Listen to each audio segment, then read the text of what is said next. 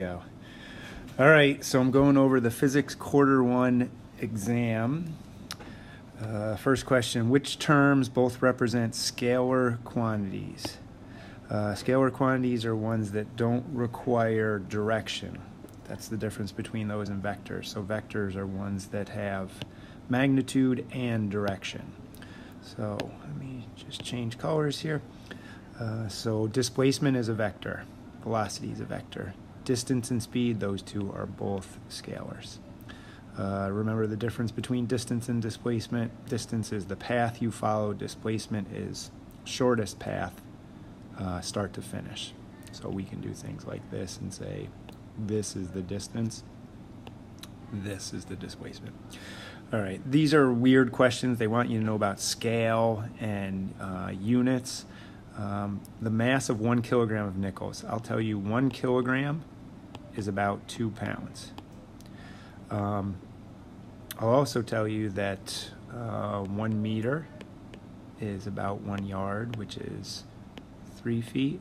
So those are the two that you're going to have to go back and forth between US and metric units.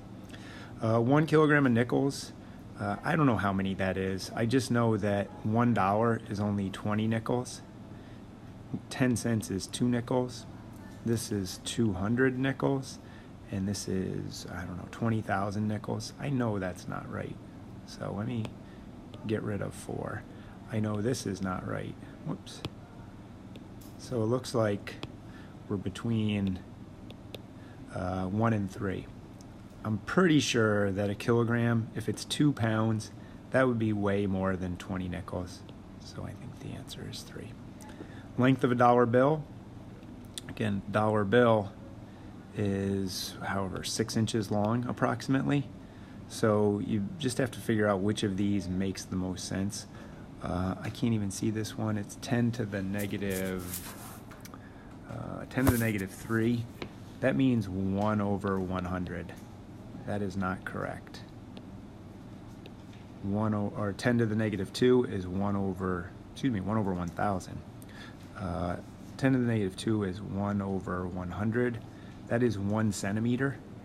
You're going to have a ruler when you take this test. 1 centimeter is less than that much there. So that is wrong.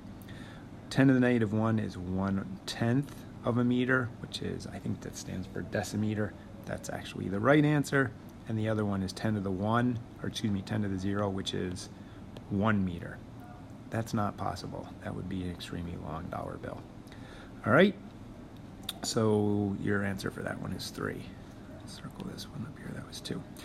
All right, moving along. Which graph best represents the motion of an object whose speed is increasing?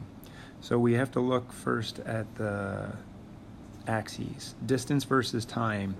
The slope of that tells me the speed. So slope equals speed. So in this case, this might be your first choice, but your brain is tricking you. The slope is going up and to the right, up and to the right, but it's a constant slope. So that means the speed is constant for this one. This one, your speed is also constant. You're just going in the opposite direction. It's a negative constant. That just means you're going backwards at a constant rate.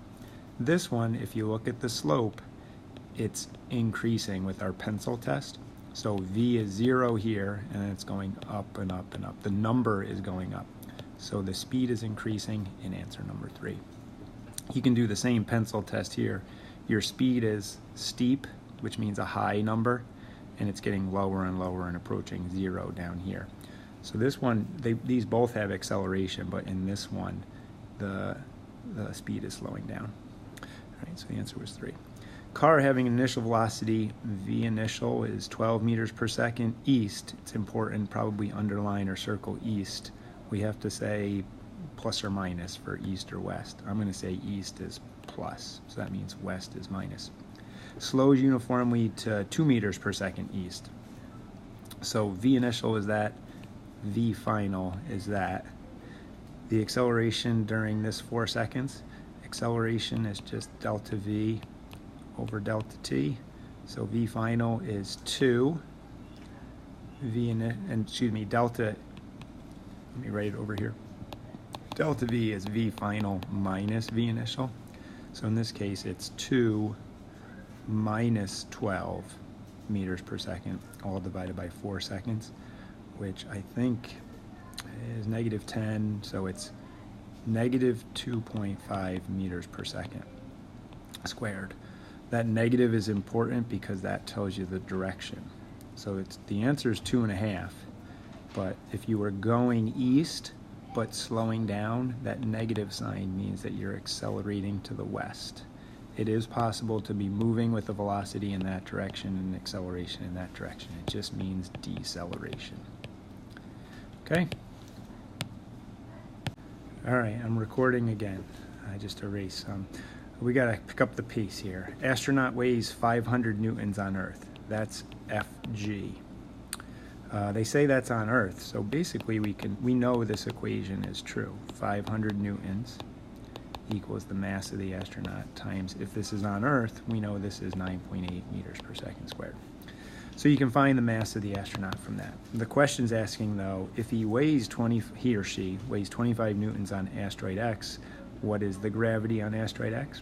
We're going to reuse the same equation, but we're going to use X instead of Earth here. So Fg is now 25 newtons. The mass is, well, whatever we got here. I'm not going to do the work. And we're solving for what G on asteroid X is. So whatever this number is here, just plug it in down here. Obviously, it's going to be a lot smaller than 9.8. Again, you do the math. All right, next question. 2 students push on the end of a sled.